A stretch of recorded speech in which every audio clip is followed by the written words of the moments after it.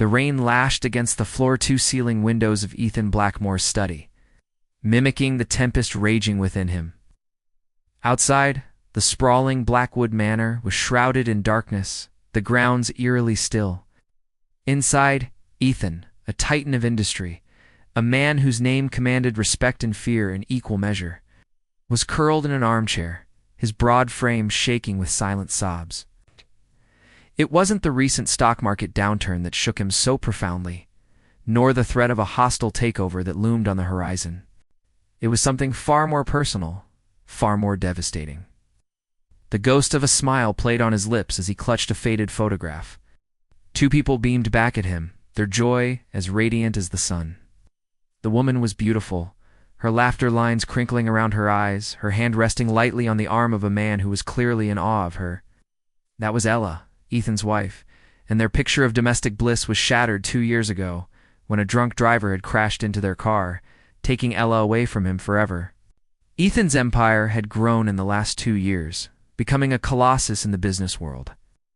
But within the gilded cage of his success, Ethan withered. The pain of loss had etched deep lines onto his face, replacing the boyish charm that had once made him irresistible.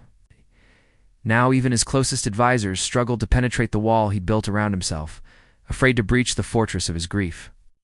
The doctors had advised him to move on, to accept that Ella was gone, and try to rebuild his life. But how does one rebuild when the very foundation has crumbled? One stormy evening, Ethan found himself slumped on his couch, staring blankly at the TV. Despite the roaring fire in the hearth, he felt colder than winter. He longed for the warmth of another's touch, but who would dare? Who could endure the chill that emanated from him? Suddenly a knock at the door startled him. Slowly got up, each movement stiff from disuse, and walked to the door. Peering through the peephole, he saw a young woman holding an umbrella. "I'm sorry to intrude, Mr. Blackwood," she said, her voice muffled by the door. "I'm here from the agency. I'm Clara Campbell. I'm your new nurse."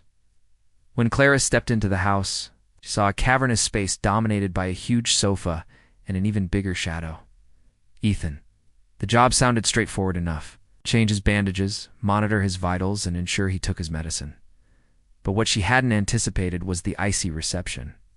He barely acknowledged her presence, treating her like a phantom that flitted around him. Days turned into weeks, and Clara started to understand the reason behind his chilling behavior. On one rainy afternoon, she found an old photo of him and a woman who looked like his twin. She knew then that she wasn't merely tending to a sick man. She was trying to piece together a shattered soul. Meanwhile, the battle between Ethan and his demons raged on. He pushed Clara away, not because he disliked her, but because he feared the growing warmth in his chest.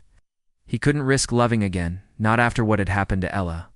Clara respected his boundaries, never overstepping them, but always being there in the background, like a comforting melody that refused to be ignored. Then came the turning point. Ethan, racked with pain and loneliness, called out for help, not knowing that his cry echoed not only in the vast halls of his mansion, but also in Clara's heart. He was surprised when she appeared at his side, her eyes filled with concern. In that moment, his barriers crumbled, and he reached out to her, seeking solace. And in response, Clara did something that defied all protocols, all logic, and all expectations. She slipped into his bed, not as a seductress, but as a healer. There was no ulterior motive, only the purest of intentions, to alleviate his suffering. The contact sent shivers down Ethan's spine. It wasn't just her touch that jolted him, but the warmth that radiated from her, a stark contrast to the coldness that had enveloped him for so long. Was this the beginning of something extraordinary, or a monumental mistake? The answer lay in the silent language of their hearts, a language that transcended the barriers of social norms and professional boundaries. As the night deepened, Ethan found himself enveloped in a slumber he hadn't experienced in years. Dreams, sweet dreams, danced behind his eyelids, chasing away the nightmares that had become his constant companions. When he awoke, it was to the sight of Clara tending to the fire, her profile illuminated by the flickering flames. He watched her, mesmerized, as she moved about the room, her every action imbued with a quiet grace that captivated him. The morning sun streamed through the windows, painting the room in hues of gold. As Clara turned, their eyes met, and a myriad of emotions flickered in hers: surprise, apprehension, and a hint of vulnerability. Ethan, emboldened by the dawning realization of what he had found, held her gaze. The unspoken question hung between them, charged with the electricity of a connection that neither had anticipated. In that shared silence, their lives intertwined in ways neither could have imagined.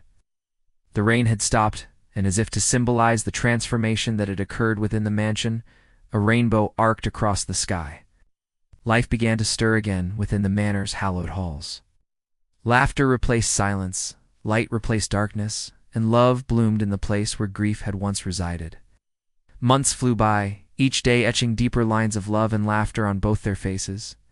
Ethan, once shrouded in shadows, now basked in the glow of Clara's love, which was as pure and as bright as the morning sun. She brought light back into his life, reminding him of the simple joys he'd forgotten existed. They explored quaint cafes, strolled hand in hand through parks, and reveled in the anonymity that small towns provided. Here they were just Ethan and Clara, two souls bound by love, not by societal standing. However, their idyllic bubble was soon to burst, and news of their relationship reached the prying ears of Ethan's past.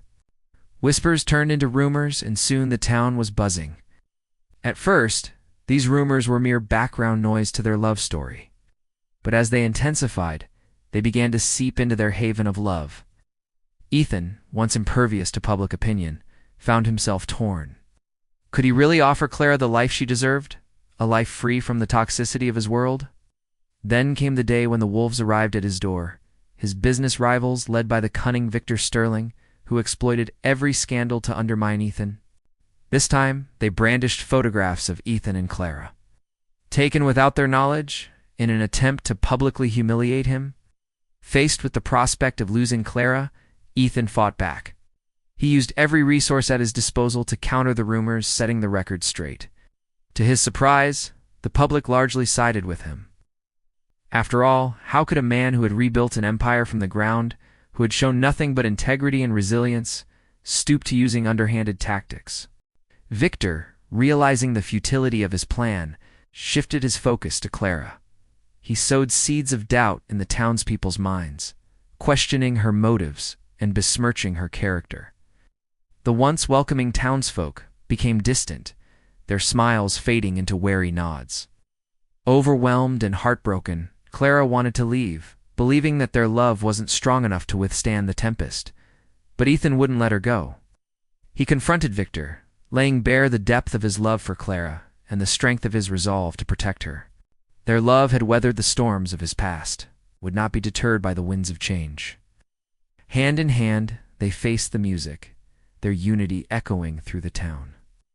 Slowly but surely, the townspeople came around, drawn to the authenticity of their bond. They saw in Clara not a scheming gold digger, but a woman in love with a man who had shown the world what true grit and determination meant. As the final notes of the scandal faded away, Ethan and Clara stood stronger than ever, their love story becoming a beacon of hope in the town. A testament to the fact that love, when true, needs no explanation, no justification, and certainly no permission.